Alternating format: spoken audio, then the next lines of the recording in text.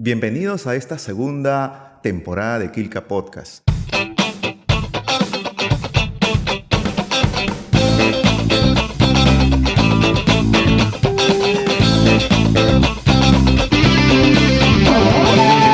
Gracias a todos los que nos siguen en las redes, gracias por suscribirse a nuestros canales de Facebook, de YouTube, de Instagram, de Spotify. Sigue, por favor, toda la programación que tenemos, que esta segunda temporada realmente tenemos invitados de lujos. Hoy tenemos como invitada especial a la doctora Nanda Leonardini. Ella es doctora en Historia del Arte, ha sido varias veces becada para una serie de estudios de maestría, de doctorado fuera del Perú, y además tiene una gran cantidad de libros que tratan sobre la historia del arte y de pintores republicanos. Doctora Nanda, muchísimas gracias por aceptar nuestra invitación. Muchas gracias a ti, Santiago, por haber pensado en mí. Ya me estaba poniendo asustada porque no te acordabas de mí. Lo que pasa es que siempre tratamos de guardar para el final lo mejor. ¡Oh, pero qué bien! Bueno, a mí me da gusto volvernos a encontrar porque de pronto para los que nos siguen en redes no conocen, usted ha sido directora del Seminario de Historia Rural Andina, donde yo he tenido el gusto de trabajar. Usted ha sido mi jefa.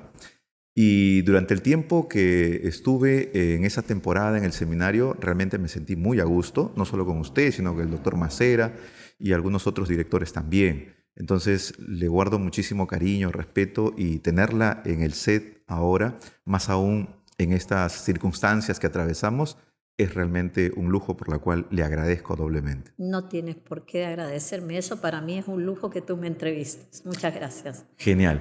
Doctora, cuando uno comienza a investigar un poquito sobre su historia, salen algunos datos muy curiosos que de pronto los que conocen algo de su trayectoria no lo tienen registrado.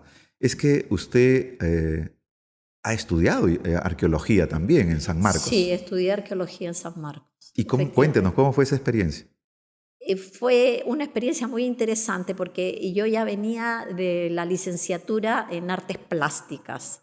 Entonces quería profundizar en el arte del Perú antiguo, ¿no? Y decidí entrar a arqueología, pues, ¿no? Porque además me llama mucho la atención. En realidad me llamaba la atención muchísimo todo lo que era América antigua. Había tenido yo un profesor que era fantástico, que nos dibujaba las vasijas, todo, y nos hablaba de todo, desde México hasta Perú, ¿no? Y entonces yo, en esa desesperación, enamorada de eso, dije, por arqueología voy a entrar para ver con la formación de arte que tenía. Y entonces entré a la carrera de arqueología y ahí tuve algunos profesores, otros no, y fue una experiencia bastante interesante porque además hicimos nosotros viajes de campo. Entonces nos llevaban a lugares, por ejemplo, hicimos todo un viaje con el burro de San Marcos hacia el norte, íbamos parando en las diferentes zonas arqueológicas y los profesores nos iban mostrando no solo los edificios, sino que todo lo que significaba. Entonces, en esa oportunidad viajamos nosotros el salón completo, ¿no? Que además era tan entretenido, con un profesor que era arqueólogo y con uno que nos enseñaba geografía. Entonces nos iban dando, íbamos no solo parando en los sitios arqueológicos, sino que también en reservas y todo ese tipo de cosas, ¿no? Bueno, los trabajos de campo, las visitas son realmente espectaculares. Yo los he disfrutado. Como docente ahora también intento desarrollar con mis alumnos. Lástima que esta pandemia no nos ha permitido, pero bueno, retornarán seguramente esos momentos. Para los que nos siguen en redes, mencionarles que el burro de San Marcos es en realidad una unidad móvil. No es ningún personaje en particular, porque claro, como nuestro programa se ve al otro lado del mundo también, de pronto van a decir, ¿cuál es esta connotación de un sanmarquino burro? No, es una unidad móvil que nosotros cariñosamente le llamábamos burro y que pues durante la década del 70, 80, 90, que ya se fue modernizando, algunas unidades quedaron ahí como reliquia, ¿no? Y que después también obviamente ha permitido hacer una serie de historias, anécdotas, porque un sanmarquino que no ha viajado en el burro, en esta De ese unidad, entonces, de ese entonces, pues obviamente no ha vivido a plenitud su vida universitaria. Pero cuando nos habla de arqueología, nosotros nos estamos refiriendo al año 70, 75. Sí, exactamente, en esa época. Tener de pronto un ingreso a San Marcos de mujeres durante esta época debe haber sido una cosa bastante complicada, algo extraña. ¿Cómo era el ambiente que se vivía en la escuela, en la facultad, en la universidad? Bueno, para empezar, yo nunca he tenido ese problema de que soy mujer y soy menos. No, bueno, he tenido problemas así con mis parejas, claro, pero en el sentido, pero en el sentido profesional no, para mí está abierto, yo entro, o sea, porque ahí no dice hombres y mujeres, ahí dice puede entrar cualquiera. Yo entro, postulé, y éramos como 7 chicas las que estábamos ahí. Pero yo era la mayor de todas ellas porque yo ya venía de la licenciatura, ¿no? Y el ambiente era muy agradable, era un salón pequeño, éramos como 30 y yo pertenezco a la segunda promoción porque antes era arqueología y después se abre, antropología y después se abre hacia arqueología, ¿no? Entonces yo pertenezco a la segunda promoción de los formados en San Marcos como arqueólogos. No terminé la carrera. ¿Y por qué no la terminé? Porque me fui a estudiar la maestría en arte latinoamericano a México. En México. Sí. Uh-huh. Pero antes que vaya a México, creo que también estudió en la Escuela de Bellas Artes. Oh, pero desde luego, además, entré yo a la Escuela de Bellas Artes como alumna especial. Y entonces allí no entré para tomar el pincel, sino entré a materias teóricas. Y entonces ahí estudié con el doctor Chivirichi, Historia de la Cultura Peruana, mis respetos. Y además Chivirichi se paseaba por el salón, era todo un espectáculo y el hombre pues hablaba. En esa época pues, nos daban los textos mimeografiados, ¿no? Y con la doctora María Luisa Saco Miraquesada, mi respeto con la doctora Luisa. Entonces ella nos dictaba arte prehispánico y arte colonial. En el auditorio, ahí estábamos, éramos montones así, en el auditorio todo oscuro y nos iba pasando las imágenes. Y ella era una docta, porque ella se había formado también en Estados Unidos. Pero cuando nos dice en una condición especial, ¿a qué se refiere exactamente? Porque como yo ya había terminado la carrera, entonces yo me presenté a Bellas Artes para complementar cosas que yo sentía que las tenía en el aire. Solo por un tema académico, ya no de titulación y nada. No me interesaba la titulación. A mí lo que me interesaba era ir conociendo más, llenándome más, sobre todo de arte latinoamericano, pues, ¿no? Entonces, por eso es que entré, y primero entré a Bellas Artes, estuve 1 año, y después entré a San Marcos, donde estuve 2 años. Y ya al segundo año no lo terminé, me fui. En esa época era anual, la currícula era anual. Yo recuerdo que entraba corriendo a lo que hoy día es la Facultad de Letras, subía por la rampa y el segundo piso era la Facultad de Ciencias Sociales, ¿no? Claro, hasta antes que se construya la facultad. Hasta que antes se construía la facultad que está al frente, ¿no? Ahí al costado, curiosamente arriba de una huaca. Y ahí la Escuela de Arqueología. Sí, claro, bueno. Son las contradicciones de nuestro país. Bueno, es que en realidad pues, parte de la ciudad universitaria, incluso el estadio de San Marcos, está cimentado en un antiguo centro arqueológico. Bueno, pero la Huaca Maranga, que además curiosamente no la han trabajado, es lo más ridículo que hay. Ese es el monumento más grande que tenemos en Lima y yo no doy crédito que todavía no se trabaje. Sí, atraviesa 2 distritos, mucha gente no conoce. Y en la época de Leguía, cuando se abrió la avenida Venezuela, es cuando la parten. Claro, como una torta, ¿no? Como una torta. Necesidad pública. Y después ¿cómo se llama? Alcalde que hemos tenido hace un tiempo atrás, quería meterle más... Para ampliar a 4 carriles. Para ampliar a 4 carriles, porque andamos todos muy apurados. Mejor que hubiera hecho una cosa, pero estaba la naval no le iba a permitir eso. Sí, pues bueno, son cosas que a veces uno ya casi termina registrándolo en la historia para que quede como recuerdo, porque obviamente hacer algo para poder restaurar esa evidencia arqueológica destruida, pues difícil, ¿no? Más que un estudio, una Nosotros, prospección claro. ahí 3D, pero más no se puede. No puedo. Ahora, cuando usted viaja a México, viaja becada. Y No, yo, no, no, no. ¿ya? ¿Cómo fue así entonces su viaje a No, México? yo en esa época tenía un Volkswagen, entonces lo vendí, ¿ya? Y con ese dinero yo me fui a México. Me fui a la aventura totalmente.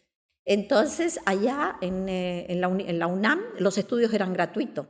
Mira, yo soy producto del Estado, ¿ah? Yo he estudiado en todos los países producto de la educación gratuita que dan los estados. Así que yo por eso trabajo para el Estado, porque uno debe de devolver lo que a uno le han dado, ¿no? Entonces, entré yo a la UNAM con mi dinero y andaba, pues comprenderás, pero mejor no te cuento, apretando el cinturón, de hambre. Caminaba cantidad de cuadras para no pagar un carro, qué sé yo, todo eso. Y estando yo ya en México es que postulo a una beca a través del Instituto de Investigaciones Estéticas. Y ahí es cuando ellos me becan. Entonces yo voy a tener, tuve yo 2 becas, convenios culturales Perú-México, que esa era la beca que venía por Relaciones Exteriores, y donde te hacían firmar una carta que tú ibas a regresar al país porque tenían miedo de la fuga de intelectuales, como que todavía sigue habiendo. Y la otra fue la beca de la UNAM, del Instituto de Investigaciones Estéticas, que me perduró hasta que yo estuve en México. Ujú. Y en el tiempo que usted accede a estas ayudas, estas subvenciones económicas, ¿cómo era el panorama? Porque ahora, por ejemplo, en algunas universidades y en San Marcos mismos, estos avisos, estas publicidades para las becas, las convocatorias que hay, a veces salen faltando 2 días para que terminen Así, las fechas, así, como siempre para ha no sido dar así. oportunidad a nadie, ¿no? Claro. Para que postule. En esa época Era que usted, igual, igual. idéntico. Es más, en realidad, cuando a mí me becó la UNAM, el Instituto de Investigaciones Estéticas, fue una profesora la que me propone y yo entro a través de la postulación. O sea, los investigadores del Instituto de Investigaciones Estéticas tenían posibilidad de proponer a alumnos destacados. Y entonces yo era una destacada. Bueno, y Entonces, también tener el gusto de que alguien pueda tener esta mención y esta fijación de reconocer, no, y además sí, sí, sí. que creo que es una cosa natural en los maestros, o debería Sí, ser, ¿no? sí, sí, Porque sí. creo que el hecho de tener discípulos, alumnos que puedan seguir líneas de investigación o investigaciones particulares, pero con ese grado de rigurosidad, de academicismo, creo que para un maestro debe ser pues como un galardón finalmente. Sí, entonces tú pasas a ser discípulo, no es alumno, porque es diferente. Claro, Y claro. ella es mi maestra, no es, aunque sea doctora, es mi maestra o mi maestro, porque es esa relación bonita, no es la relación profesor-alumno, porque la profesor-alumno es importante, pero el profesor tiene un montón, el discípulo es el discípulo al que tú das. Y además acaba, ¿no? De terminada la universidad, esa Así es. relación alumno-docente, Sí, profesor, claro. acaba. Dígame, y le voy a poner un poco en aprietos ahora, No me pongas en aprietos. ¿cuál sería su lectura respecto al tema de la formación académica? ¿Dónde se ha sentido más cómoda? ¿En México o aquí en el Perú? ¿En San Marcos o en la Escuela de México? En la UNAM de México, en la Universidad Autónoma. No, mira, yo San Marcos son diferentes experiencias, pero sí hay que reconocer algo, que México nos saca ventaja, pero años luz. Bueno, las bibliotecas. Tú entras a una biblioteca y no necesitas estar presentando el certificado de nacimiento de tu tatarabuela, como te lo piden aquí, ¿verdad? Traiga esto. Tú sacas tu DNI o tu carné universitario y vienen y te traen los documentos y punto. No, nadie te cuestiona nada. Acá es muy colonial todavía, muy virreinal. Es que responde a algo también, ¿no? Nuestros archivos, nuestras bibliotecas no tienen estas medidas de seguridad, no tienen estos registros que permitan de pronto una ubicación correcta. Entonces, ante este grado de vulnerabilidad, pues obviamente te sacan hasta una radiografía y si no es posible una No, fotografía. pero yo te voy a contar una anécdota de México. No te voy a decir el nombre del investigador, pero le llamaban la Gilecita, de Gillette. Entonces se iba y recortaba la noticia del periódico con una gilet y se la llevaba. Pero no solo se llevaba esa noticia, sino que malograba la que estaba ahí atrás, ¿no? Y entonces él tenía la exclusividad. Entonces siempre han habido, podríamos decir, vampiros en todas las profesiones, ¿no? Era un tipo reconocidísimo, mis respetos a él escribiendo y todo. Pero Pero, malísimo. pero eso es falta de ética, pues. Es falta de ética, porque estás malogrando la fuente. Y eso lo hacía en el archivo, en la Hemeroteca Nacional. Y el señor era de la UNAM. Sorpresas, ¿no? Bueno, y esas cosas suceden aquí, desgraciadamente también en todas partes. Ahora, yo tuve la suerte cuando llegué a México, yo llegué a México en el 76. Bueno, había ido primero fui en el 72 y de ahí me tuve que recibir para irme licenciada y entrar a la maestría. Entonces en el 76 hay que pensar en la década del 70. La década del 70 en América Latina fue muy convulsa, pero terrible. Entonces vienen los golpes militares de Argentina, Chile, Uruguay, Brasil. Bueno, Centroamérica era un polvorín. Bueno, el Perú estaba con el gobierno de Velasco Alvarado, ¿no? Donde yo trabajaba como secretaria. Esa parte no. Cuando estudiaba en San Marcos, yo era secretaria de una fábrica textil. O sea, de ahí es que tú veías que yo tenía mucha amistad con las secretarias en seminario, porque había una cuestión de identidad, o sea, yo había ocupado el puesto de ellas, ¿no? De ahí, claro, es una identidad, o sea, yo sé lo que es el trabajo de una secretaria, no me lo van a contar a mí, en todo el sentido de la palabra, ¿no? Entonces, cuando yo llegué, México había abierto la puerta a los exiliados políticos, pero México abrió la puerta a las exquisiteces. México no aceptó una avalancha, no. Aceptó, pero ellos elegían intelectuales y a esos intelectuales los fueron colocando en las diferentes universidades, esparciéndolos por todas las universidades. Entonces, yo tuve la suerte de estudiar con profesores argentinos, uruguayos, chilenos, brasileños, guatemaltecos exiliados, peruanos, bueno, porque he estudiado acá, mexicanos y españoles. Entonces, la formación que yo tuve fue una formación integral y que corresponde a la segunda inyección intelectual que se da en México. La primera fue cuando llegan los exiliados españoles en el año 37. Y la segunda fue la de los exiliados sudamericanos mayoritariamente en la década del 70. Entonces, por eso que yo tengo un criterio que te hablo de un país y de otro, porque tuve los profesores que me enseñaban. Claro, y cada profesor cuando desarrolla sus clases independientemente al curso, siempre hay una fijación por coger ejemplos que le son más comunes, más naturales, ¿no? Claro. Y en esa comparación quizás puedan salir conclusiones muy interesantes a nivel iconográfico, histórico, económico. Claro que sí. Y claro, es tener una suerte de docentes de toda Latinoamérica reunidos en una universidad y que tiene el gusto además de tener una cátedra libre y hablar sin mayor tapujo. Así es. Y claro, y ahí obviamente hay una formación también académica muy exquisita. Y con las bibliotecas, no, pero es que las bibliotecas son así increíbles, ¿no? Entonces todo eso te va, México nos lleva, pero también eso responde a todo un proceso histórico de México, ¿verdad? Recuérdate que en México en el siglo XIX estalló la guerra con Estados Unidos entre 1846 al 48 y perdió el 51% del territorio nacional. Los mexicanos no pueden declararle la guerra a Estados Unidos nunca, porque los gringos son los que fabrican las armas. Entonces, ¿contra quién voy a pelear? Y no me va a vender las armas. Entonces, la manera de identificarme fue la identidad nacional. Por eso el mexicano tiene esa identidad. Y eso es un proyecto que viene desde el gobierno.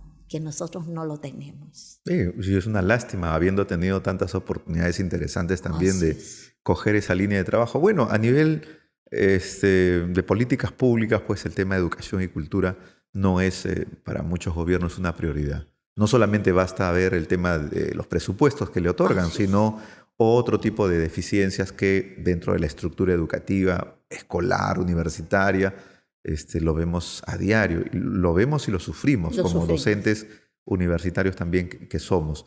Eh, en todo este tiempo, usted ha desarrollado múltiples trabajos. Uno que recuerde que le haya traído mucha satisfacción y otro que haya sido pues bastante complicado culminarlo por la búsqueda de fuentes. ¿Qué se le viene a la mente? Bueno, tú te estás refiriendo a publicaciones, a libros de investigación. Libros de investigación. Mira, yo aprendí, Santiago, que el problema es que tengo intereses múltiples, ¿ya? Entonces me interesa el tema de las mujeres, me interesa el tema de minorías étnicas, me interesa la religiosidad. Tú sabes que yo he sacado un diccionario de religiosidad paraguaya y uno peruano.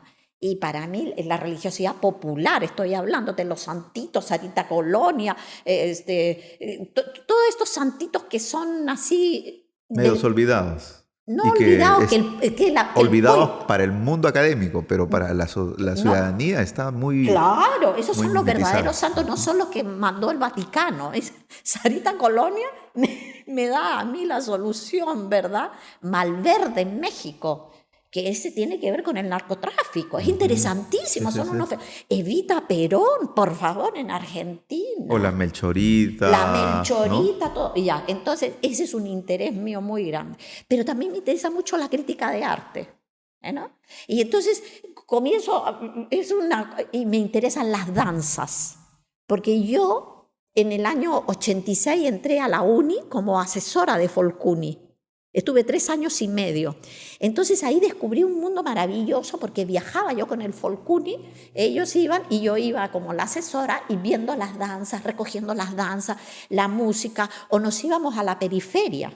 Así llegamos a Rodríguez de Mendoza, ¿no? Entonces íbamos recogiendo danzas y todo eso. Después tuve la oportunidad de dictar un curso que era danzas peruanas. Y entonces, porque yo trabajé para Senfotur un tiempo, para guías y en esa época los guías se tenían que recibir con tesis. Entonces yo dirigía guías, dirigía tesis de gente, por ejemplo, que era de Concepción. Entonces me llamaban y me decían, profesora, hay una fiesta este fin de semana. Allá iba yo corriendo. Véngase. Pero desde luego, allá me fui a Mito, a Jauja, qué sé yo, un montón de lugares, y persiguiendo la danza, que los chonguinos, los viejitos, qué sé yo, el Wildlash, ahí me vine a enterar que el Wildlash moderno, el Wildlash antiguo, que el zapateo, que no sé qué. Entonces perseguía yo a las danzas. ¿Qué es lo que haría cualquier investigador que ve tanta información Claro, valiosa? y entonces, y más aún de tu temática, ¿no? Claro, y entonces, ¿qué sucede ahora? Ahora sucede que tengo un montón de investigaciones que no las he podido cerrar. ¿Y cuáles estoy yo cerrando? Mira, yo pendiente, de todas maneras, es el diccionario de danzas peruanas, que además hubo una etapa que la trabajé con César Bolaños. Tú sabes quién es César Bolaños, el etnomusicólogo, que mi respeto. Trabajamos durante 3 años, César era loquísimo, qué sé yo. Ya, lo trabajamos. Lo trabajé con Senfotur, lo trabajé con Folcuni. Entonces, y ahora, la crítica de arte peruano, yo tengo recogido de la crítica de arte peruano muchísimo. Entonces, ahora, ¿qué es lo que te cuento? El libro que me ha costado 30 años, ahorita va a salir. Escultura en el Perú republicano. Los alumnos me ayudaron, los de Senfotur, por ejemplo, iban y Distrito de los Olivos, ¿y a qué esculturas hay? Las anotaban. Los sanmarquinos hicieron entrevistas a los escultores y yo iba también trabajando. Bueno, el libro reúne, porque la última parte es un diccionario con 450 escultores, más o menos, de los cuales 200 entrevistas las hicieron los sanmarquinos, mis alumnos sanmarquinos, a quien todos están ahí citados. Como reconocimiento del Pero trabajo. es que Así tiene que ser. uno no trabaja solo, Santiago, no, eso es imposible. Y además también es una manera no solamente de promocionarlo, sino de decirles gracias. Pero desde todo el luego trabajo. son los nombres de ellos, es la autoestima del alumno que te ha dado un trabajo bonito y todo Y la eso. oportunidad de que pueda experimentar este proceso de la investigación. Claro, claro que Usted sí. es muy exigente para pregrado y posgrado donde usted enseña. Y en varias entrevistas le hemos escuchado con mucha vehemencia de que los alumnos investiguen, ¿no? Esta exigencia, usted que también la ha tenido, ahora más que nunca es un tema prioritario. O sea, un egresado de cualquier especialidad que salga de la universidad que no pueda investigar, que no tenga este atrevimiento, ¿no?, a buscar fuentes de información, de redactar, creo que está negado para el mundo académico, ¿no? Sí, de todas maneras, de todas maneras. Puede ser profesorcito, ¿verdad? Pero un profesor necesita investigar. Sí, porque finalmente cuando a nuestros alumnos les damos algún tema para que puedan investigar y a veces miran hacia el costado y dicen, oye, el profesor que ha investigado, ¿cuántos libros tiene? Ni uno. Y entonces, ¿de qué estamos hablando? Creo que la forma del Bueno, ejemplo siempre es con la práctica. claro, yo les hago hacer trabajos normalmente que los convertía en libros, varios trabajos que los... un momento, 10 años dentro de San Marcos que nos dieron una investigación para lo que le llamaron los grupos de estudios. Entonces, el salón hacía todo un solo tema. Entonces empecé con Cristóbal Colón, después seguí con Bolívar en escultura y en pintura. Como era la época del Bicentenario a nivel latinoamericano, que nosotros somos el último país, empecé con, entonces, héroes y heroínas de la independencia, y entonces a cada alumno le fui dando un cuadro o una escultura. Entonces el alumno tenía que responder porque era su trabajo, y si no te jalo, pues lo siento. No, y además la información que reunía ahí salía publicado. Y si era media página, salía igual tu nombre. Oye, Así es, media página, así, ¿no? y yo se los decía, esto es lo que te va a quedar, así le vas a enseñar tú después a tu nieto que tú escribiste esto, y eso es lo que tú respondes, o sea, le trataba de mover su amor propio, Pero es que ¿no? tiene que ser así. Ahora en el colegio Santa María de la Providencia también tienen un proyecto de un poemario, ¿no? Los niños tienen que escribir un poema. Va a quedar publicado, más aún ahora en el tema virtual. Y de Ah, aquí a 20 años o para siempre. te vas a ver reflejado y vas a decir, cuestionarte de pronto o sentirte muy alegre por el esfuerzo que has hecho de que eso es tuyo. Y entonces, si te quieren recordar o tú quieres mismo inmortalizarte, pues hay que generar esfuerzo, dedicación, de pronto corregir, buscar algunas palabras, algunas figuras Claro, literarias, ¿no? Entonces, claro. parte de una preocupación constante. Pero en este trabajo académico en San Marcos, usted también está en esta situación de pandemia. ¿Cómo ha sido el trabajo de adaptarse a estas clases Ay, virtuales? no, Santiago, mira, tú sabes que yo soy rebelde. Y esa rebeldía la notas tú conmigo, porque, por ejemplo, yo no tenía internet en mi casa. ¿Para qué tenía internet yo en mi casa? Si ahí nomás, ahí salía y ahí había una cabina de internet. ¿Para qué yo quiero internet en mi casa? Llegaba a San Marcos y los internet me caían por la cabeza. ¿Para qué yo quiero internet? Entonces yo entraba a San Marcos, hacía mi internet y punto. Además, yo no soy de la que busco la fuente en el internet. El internet es fantástico. Pero no está Para algunas todo, cosas. no está todo, y está todo muy tergiversado. Entonces, cuando vino la pandemia, yo quedé aislada, porque además no tengo celular. Ya nos dimos cuenta de eso. Entonces, no tengo celular, no tengo internet, no existo. De pronto me di cuenta que yo no, no existía. Y luego, afortunadamente, habían dado unas clases, que el sistema Chamilo, que le llamaron, que yo los había tomado hacía como 4 años atrás, y sí manejaba el Chamilo. Alcancé justo a meter toda la clase dentro del Chamilo, pero ¿cómo dictaba la clase? Entonces, estas cosas suceden solo en mi vida, creo. Porque dice, ¿cómo es posible? Lo que pasa es que los medios estos son muy invasivos y a mí no me gusta que me invadan. ¿no? O sea, mi privacidad es así como que, oh, no te metas. Entonces, a mi alumna, que era mi ayudanta, y yo había ya dejado colgado todo en el internet, entraban a la clase de Chamilo, abrían el PowerPoint y la alumna, yo la llamaba por teléfono, ella estaba en el celular, abría la clase y se interconectaba con todos los alumnos y escuchaban mi voz y iban pasando el PowerPoint. Y los controles eran todos vía teléfono. Dame el control de lectura por horas. Tú tal día, el lunes a tal hora, fulano, qué sé yo, ¿no? Entonces, el trabajo también me lo iban leyendo por teléfono. O sea, yo viví pegada al teléfono hasta que un día llegó, no te voy a decir cuál marca de telefonía, pero llegó, instalaron el internet en mi casa. Entonces, ahí dije, pude respirar, pero ya era la mitad del semestre. Entonces ya ahí ya pude yo grabar las clases asincrónicas, que es muy pesado, porque tú grabas la clase asincrónica, la dejas colgada, te tienes que levantar súper temprano en la mañana, a las 4 de la mañana, para que no haya ruido, qué sé yo. Y a mí me ha dolido mucho esto, ¿sabes qué? Es el no contacto humano, porque, bueno, yo puedo conocer al alumno, pero no es lo mismo. Y la otra cosa, yo no les digo que abran sus cámaras. ¿Y sabes por qué? Porque hay gente que vive en condiciones bien humildes. Entonces, si yo les digo, abre tu cámara, yo me estoy metiendo en la casa de ellos. O sea, tú no puedes invadir la privacidad de tu alumno, que tú sabes además cómo es el Perú. Pero eso también te agota, ¿no? El hecho de ver una cámara con letritas.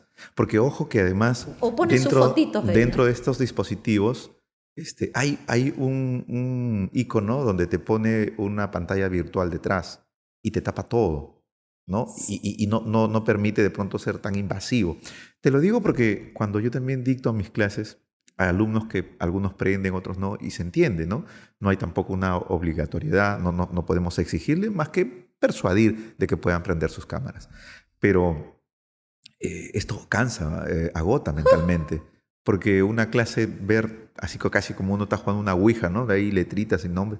Y finalmente, claro, un semestre, ya vamos 2, estamos por el 3. Claro, el 3. Entonces, ¿cuánto más, ¿no? Mentalmente vamos a resistir eso?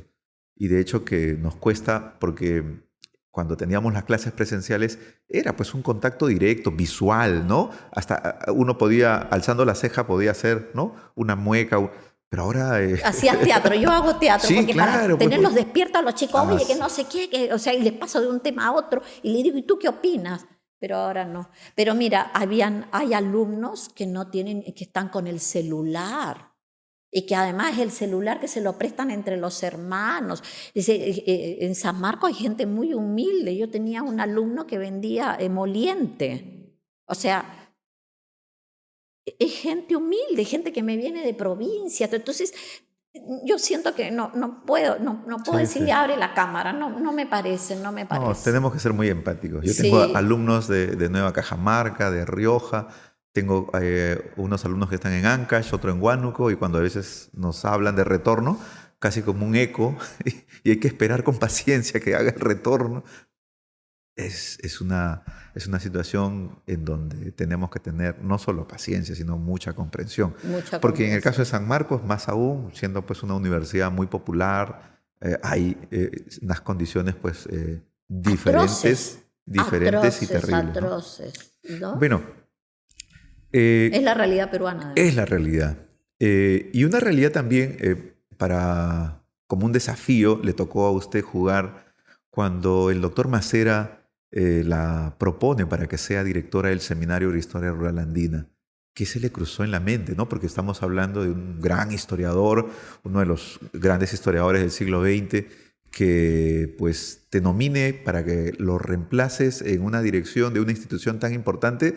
Debe haber sido un lujo, ¿no? Y un recuerdo que usted lo atesora. Macera no se acuerda, pero yo lo había conocido cuando estudiaba en arqueología. No era la facultad, pues, entonces lo conocía, y entonces me lo topé cuando regresé y postulé al Folcuni. Entonces los del Folcuni habían llamado a un experto momento para que les ayudara a elegir quién era el que iba a ocupar el cargo, y ahí estaba Macera. Cuando yo entré, yo lo reconocí, claro que Macera, imagínate que yo había sido una alumna 10 años antes, que ni siquiera había sido alumna de él, entonces obviamente, entonces nos pusimos a conversar y él dijo, elíjanla a ella, ¿no? Porque yo dije la verdad, ¿no? Y entonces ahí Macera me dijo, fíjese que en su currículum hay unas cosas que me interesan, entonces usted podría acercarme, no ve que siempre Macera cazando información, entonces yo le dije, sí, claro, entonces yo le llevé a Macera unas publicaciones mías que habíamos hecho en México, ¿ya? Y ahí empezó mi relación con Macera. Yo te estoy hablando ya una relación de que Macera me conocía, te estoy hablando del año 86. Entonces yo de manera permanente comencé a frecuentar el seminario, pero no iba todos los días, ¿qué te voy a decir? Iba 3 veces al año, doctor Macera, ¿cómo está usted? Y, fíjese que estoy en este proyecto, mire aquí, qué sé yo. Y entré a San Marcos, gané plaza pública, porque entré por concurso público, hice mi profesor auxiliar, profesor asociado, y ya estaba yo para entrar a profesor principal cuando él me llama. Y me llama para, bueno, para mí me quedé con la boca abierta, yo no podía creerlo. Y le dije, doctor, muchas gracias por confiar en mí. No me dijo, es que yo ya he visto cuál, porque tú sabes que Macera no daba puntada sin hilo, querido. No, me dijo, yo ya he visto a usted su perfil, ya la conozco, me dijo.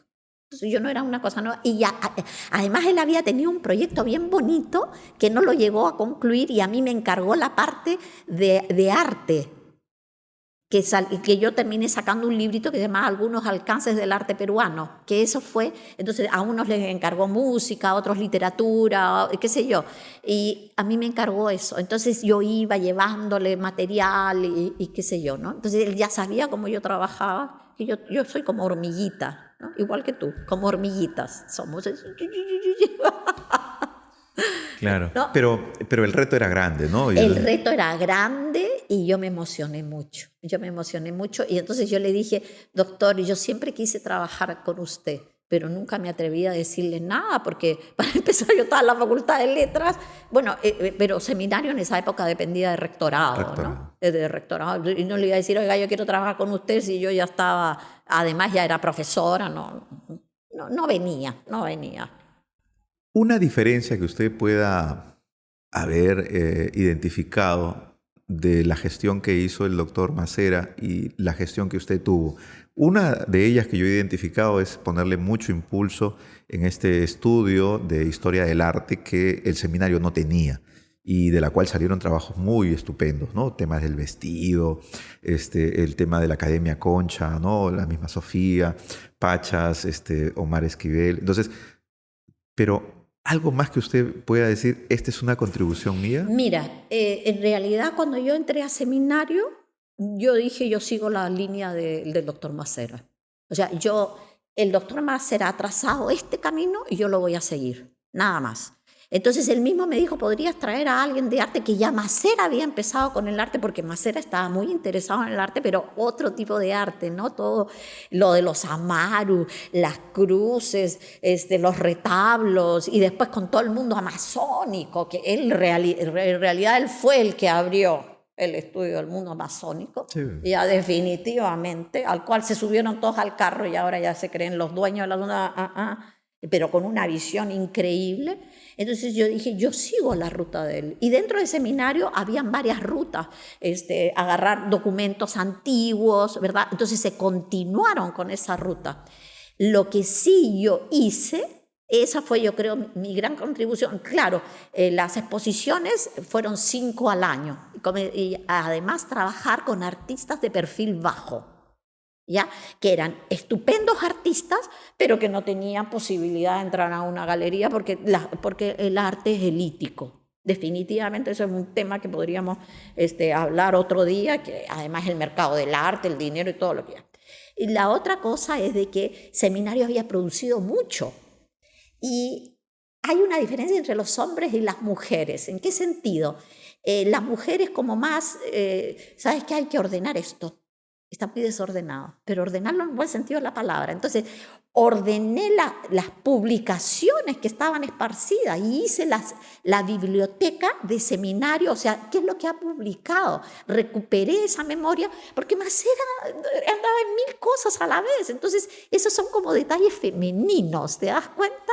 Detalles, y esas fueron las cosas, pero yo siempre trabajé pegada con Macera. Yo le preguntaba, oiga, doctor Macera, ¿usted qué opina de esto? Era para mí la oportunidad de trabajar con un gran hombre intelectual y yo aprender. No es que ahora soy yo la directora y ya, chao. No, era al contrario. No, pues era un lujo tenerlo a Macera, Era ¿no? un lujo tenerlo, era como mi profesor directo. Y una clase en cada almuerzo que era casi, ¿no? Una charla, una ponencia. Claro, entonces pues yo seguí la línea de él, eso fue lo que hice, seguí la línea de él y metí lo que tú has comentado, además por propuesta del mismo Macera. Entonces metimos la galería de arte y tú viste cómo se iban ganando espacios. Pero nada es eterno, entonces cambió la gestión, cambia el director, porque así es en la política universitaria y no la universitaria. San Marcos es el reflejo del país, así que... Sí, no, y definitivamente cuando no te genera o una confianza o no te renuevan la confianza, pues bueno, a seguir caminando, no a tenemos seguir ningún caminando problema. y además hay otros caminos, o sea, no quedarte en un lugar, sino que ¡bum, bum, bum! Sabes que la vida te brinda tanto, ¿por qué me voy a encerrar en una sola línea? Es tan atractiva la vida. Yo me recuerdo, y algo que le voy a reconocer públicamente a usted, cuando una vez conversamos, cuando todavía estaba en el seminario, me dijo, Santiago, tú tienes que ser cola de ratón y no cabeza de león. No. O al revés. Al revés, tú tienes que ser cabeza de ratón y no cola de león. Y no cola de león. En un sentido figurado donde pues que había que tener mucho más protagonismo ya con la experiencia que habíamos tenido. Tienes que volar querido. con tus alas. Así es. Y eso me hizo reflexionar muchísimo, ¿no? Y le agradezco porque a partir de eso también se comenzaron a abrir otras propuestas y otros proyectos que, bueno, han sido, gracias a Dios, muy provechosos, pero también me ha permitido crecer como profesional. Claro. Porque a veces encasillarse implica pues también adormecer tus propias fortalezas, tus habilidades. Y eso es algo que yo públicamente se lo reconozco y le doy gracias. Mira, Santiago, nadie puede crecer bajo la sombra de un gran árbol. Y eso fue uno de los motivos por los que yo me regresé de México. Yo tuve 2 maestras extraordinarias que eran árboles, pero sí, frondosos. ¿Y qué iba a hacer yo? La hierbita debajo del árbol. Un honguito.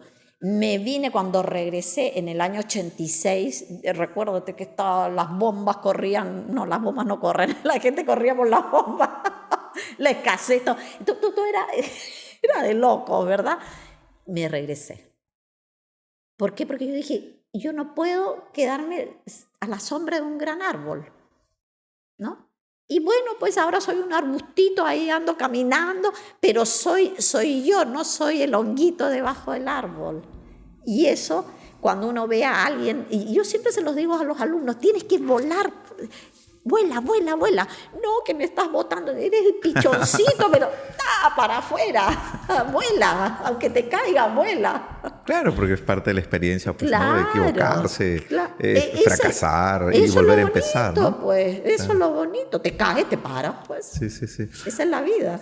Ahora, usted ha publicado algunos libros también cuando estaba en el seminario con sus alumnos y eso ha sido una oportunidad muy importante para que ellos, pues, de alguna otra manera también entiendan de que esto implica, pues, responsabilidad, dedicación. Muchos de estos trabajos después de ser publicados por el seminario han salido en otras publicaciones, en otros formatos con mayor calidad, no en el contenido, sino en el formato en sí, porque las publicaciones en el seminario eran pues a mimeógrafo, a fotocopia. Claro, bueno, eran humildes, no teníamos recursos, pero con los recursos que nos daban hicimos maravillas. Y te voy a decir que eso lo descubrió Alejandro, yo no lo sabía. Todas las investigaciones del seminario están en la Biblioteca del Congreso de Estados Unidos. He visto algunas incluso en Amazon. Ya. Y no sé si han pedido permiso. No, yo no tengo idea, pero ahí te está diciendo la importancia de seminarios, que ahora ya es otro cuento. De los múltiples estudios de artistas republicanos que usted ha hecho a través de fuentes documentales, revistas, periódicos, ¿hay un artista boliviano que usted ha conocido y ha estudiado no solamente a través de su obra, sino también en las conversaciones, en el testimonio que él mismo le ha podido proporcionar? Este artista es Benjamín Mendoza Amor. Cuéntenos, ¿cuál ha sido la experiencia con él? Bueno, tuve la oportunidad de conocer a Benjamín Mendoza en el seminario, mucho antes que yo fuera directora, porque Benjamín se había acercado a seminario precisamente buscando al doctor Macera, porque le habían aconsejado desde el mismo Bellas Artes. Entonces el doctor Macera me lo presentó, pero me lo presentó diciendo, mire esta obra. Y yo la miré y cuando ya fui directora, iba Benjamín, frecuentaba por lo menos una vez al mes, llegaba a seminario. Y a mí la obra de él me encantó. Y además, un hombre que había viajado por todo el mundo con sus acuarelas. Eso era lo que hacía. Nunca le interesó amasar dinero, sino era el viaje permanente y la experiencia, ¿no? Entonces nos hicimos muy amigos y a mí me daba mucha risa porque él siempre me trataba, doctora, ¿cómo está usted? Es su estilo, ¿no? Era su estilo, así, muy caballero, además, así. Le gustaba vestir, ¿no? De una manera muy, muy formal, claro, muy exquisito. Él era muy formal. Dentro de su pobreza, una vida muy exquisito, ¿no? Entonces yo me encanté con la obra de él y le hicimos una exposición en seminario y además yo comencé a visitarlo a él. Él vivía en el Canevaro. Entonces yo iba todos los meses a Canevaro, después incluso que dejé seminario yo fui hasta que él falleció, ¿no? Y entonces le hice la exposición en seminario y después le hice una bastante gran exposición en una de las salas de Miraflores en el IGNA, ¿no? Y se vendió, creo que expuso como 55 obras y vendió 40. ¿Esa exposición fue a la que él no asistió? No, él nunca asistió a ninguna exposición. Usted va representándome, me decía. No asisto a ninguna exposición. Toda la gente iba por Benjamín Mendoza y aparecía yo. No, es que él no va a venir. A ver, como diciendo, me estás engañando, me decía la gente, ¿no? Y la obra de él es fuera de serie, porque él en realidad tiene una obra de surrealismo, ¿no? Pero él decía, yo no soy surrealista, yo soy hituicuntista. Que es un término que él inventó ese término que tenía que ver con Kant y todo, te desglosaba todas las... Y porque él era único, y efectivamente él era único. Yo me acuerdo una tarde cuando estábamos en el seminario, varios de los que estábamos ahí en realidad nos quedábamos muy incrédulos, sorprendidos por el trabajo que traía, ¿no? Pero él los traía ya. Entonces yo me acuerdo exactamente un viernes, le dijeron, ¿y por qué no pinta algo usted aquí? ¿No? Casi era una invitación de Macera también para ver su técnica, el estilo que tenía. Y nosotros a ver si las pinta, ¿no? Porque pues eran tan bellas realmente. Y Benjamín agarró una cartulina tamaño A3, ¿no? Hizo un par de trazos con un lápiz carboncillo, cogió un poco de tinta, ¿no? La echó literalmente, movió, ¿no? Lo sacudió, agarró un pincel y con otras tonalidades de tinta, y cuando nos mostró su trabajo era una cosa pero impresionante. ¿No te digo? Y después nos decía, todavía faltan los acabados. Entonces nosotros veíamos su trabajo y decíamos, oh, Dios mío, este tipo es un mago, tiene un talento pero fenomenal, porque además lo que había hecho era pues vaciar la tinta y con el movimiento, ¿no?, de sus manos había hecho que la tinta coja la forma que él quería. O sea, nosotros quedamos impresionados. Y desde esa fecha, además, también pues le agarramos mucho respeto y cariño porque, como dice usted bien, era una persona muy respetuosa, ¿no? Muy cariñosa y, bueno, le gustaba conversar. Cosa que de pronto a algunos artistas no es una cualidad, ¿no? Pero a él sí, sus viajes, ¿no? Que se entrevistó con tal... de la monarquía, unas anécdotas, ¿no? Yo te puedo contar unas anécdotas que tú no das crédito, pasadas en la Casa Blanca. ¿Ya? Otro día te las cuento. Así que son además de que tú dices, ¿qué? Pero fíjate que me emociona que tú me hables de Benjamín. Yo le organicé una exposición en la Facultad de Letras y la exposición se iba a inaugurar en tal fecha y Benjamín falleció y la fecha coincidía exactamente con el mes de la muerte de él. La fecha que ya se había fijado, él fallece y justo al mes estaba fijada para la inauguración. Entonces nosotros le hicimos un performance, ¿no? Yo le pedí a un grupo de alumnos que se vistieron de negro, todos estábamos vestidos de negro y una venía con una canasta con pétalos de flores. Entonces salíamos al centro y leíamos un texto que yo lo había escrito.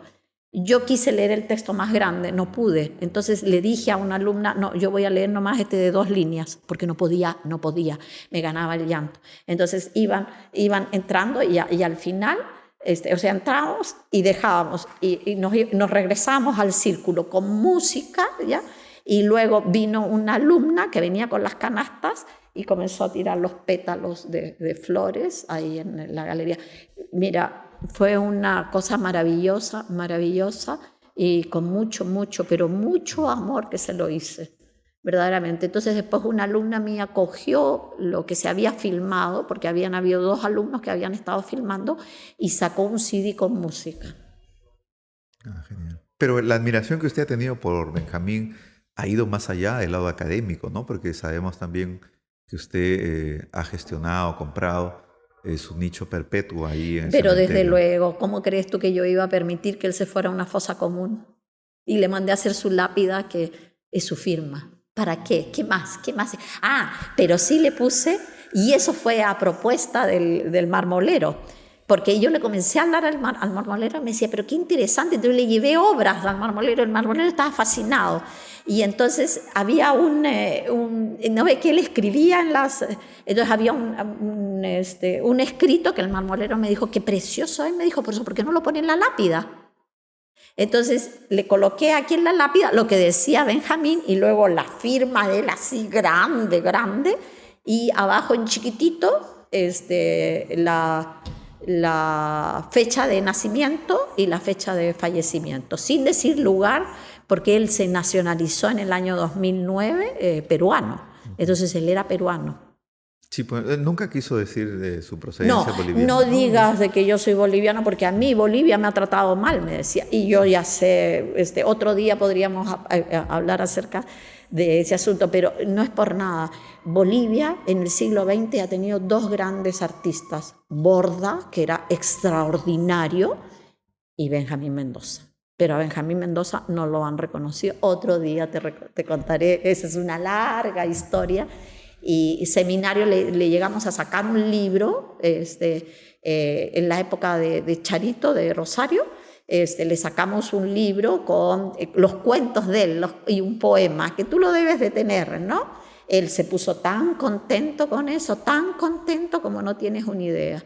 Y bueno, yo hice entrar ese libro a la biblioteca de Buenos Aires, en Buenos Aires, porque él vivió muchos años en Buenos Aires y quería mucho a Argentina, él, ¿no? Ahí formó parte de su aprendizaje en temas de arte también, ¿no? Claro, él entró a estudiar en Bolivia, pero él me decía, es que no tienen nada, ¿sabes lo que pasa? No tienen nada que enseñarme. Benjamín era superdotado, tenía un coeficiente intelectual más alto del normal. Entonces cuando tú le estabas hablando, él ya había ido y vuelto 20 veces. Entonces eso era lo extraordinario, porque te sorprendía con cada idea de manera... Yo nunca he conocido a un artista así como él, nunca. O sea, él es único así. Sí, y yo le tengo una deuda que debo de escribirle un libro completo dedicado a él. Sí, yo también en algún momento compré uno de sus trabajos porque me pareció fabuloso. Fabuloso. Bueno, y eso es lo interesante de conversar con gente que ha trabajado, que ha investigado, como la doctora Nanda Leonardini, y que podríamos pasarnos aquí horas y horas conversando y seguramente con cada tema mucho más entretenido. Pero igual le agradecemos muchísimo, doctora, por esta deferencia Gracias realmente por compartir esta entrevista y esperemos tener una nueva oportunidad a través de los canales de Quilca Podcast, podamos seguir teniendo parte de su testimonio, como una manera también de rendirle homenaje a todas aquellas personas que han dedicado parte de su vida a la historia de este país. Muchísimas gracias. Doctora. Gracias a ti, Santiago, por haberme llamado y poder colaborar contigo. Ya sabes, cuando quieras, en este y cualquier proyecto, estamos abiertos. Gracias. Nos vemos.